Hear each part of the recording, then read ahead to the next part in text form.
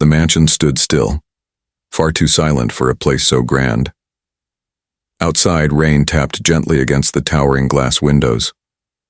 Inside, James Whitmore sat in his leather chair, staring at the gleaming gold card in his hand, a strange weight pressing against his chest. James wasn't just wealthy. He was one of the most powerful men in New York. His name carried weight in boardrooms and headlines alike. He had the fortune, the influence, and the empire most men only dream of. Yet in that moment, none of it mattered. What haunted him wasn't money, but a choice. A single choice made by his maid, Maria, using this very card not for herself, but for something that shattered the walls around his hardened heart. Before I take you deeper into this powerful story, let me pause for a moment. If you believe in compassion, in second chances, and in the quiet battles people fight every day, then please like this video, share it with someone who needs hope, and subscribe to our channel, HQ Infinite Stories. Together, we can spread more stories that remind the world of the goodness still left in it. James had always been known as unshakable, ruthless in business, unforgiving in personal life. Betrayals had hardened him, and losses had turned his heart to stone. His wife had left years ago, his son refused to speak to him, and he now lived alone in his sprawling mansion, surrounded by silence, except for the quiet footsteps of his staff. Among them was Maria. She was a woman in her late 30s, humble, dignified, and invisible in the way only true servants become. She worked tirelessly, never complained, and faded into the background like a shadow. But James noticed the details, the patched shoes, the way she carried leftovers home, and the tears she once tried to hide while staring at his piano. The turning point came one evening.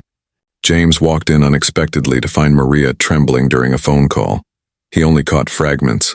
Hospital, treatment, please wait.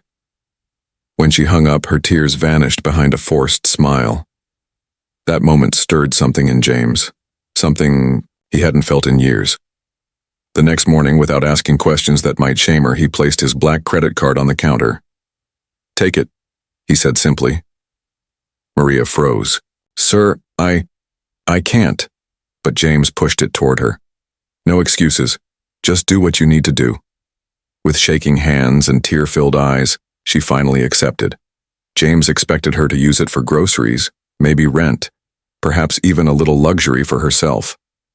But when the statement arrived days later, it was nothing like he imagined. There were no expensive brands, no restaurants, no personal indulgences. Instead, every charge led to one place: a children's hospital in Brooklyn, pharmacies, medical, supply stores, a small floral shop. Confused and restless, James went looking for answers. Hours later, he found himself standing in a modest hospital ward. Through the glass, he saw Maria, sitting beside a little boy, pale, fragile, but smiling. Her son, Daniel, just 8 years old, fighting leukemia. The truth hit James harder than any betrayal ever had. Maria hadn't used the card for herself. She had used it to keep her son alive. Every dollar was a lifeline: medicine, treatment, and flowers to brighten her child's sterile room. James couldn't move, couldn't breathe. That night, for the first time in years, guilt consumed him. He thought of his own son, the bond he had destroyed in his obsession with wealth.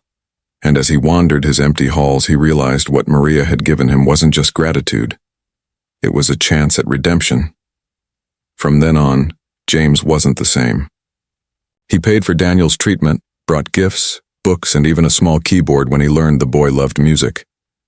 He visited often, reading stories, laughing, and rediscovering the warmth he had buried long ago. Slowly, he began reaching out to his estranged son too, trying, at last, to heal what he had once broken. Maria never asked for more, never wanted to be indebted. But James always told her, "You've already repaid me by giving me back my humanity." The man who once thought money was everything learned that true wealth is measured not in gold, but in love, sacrifice, and kindness. And it all began with a simple act, handing his maid a credit card.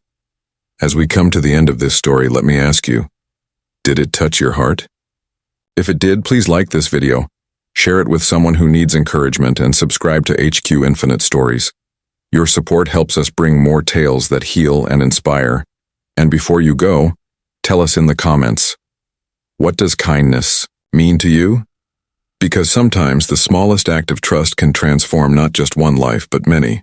And sometimes the very thing that breaks your heart is also what puts it back together again.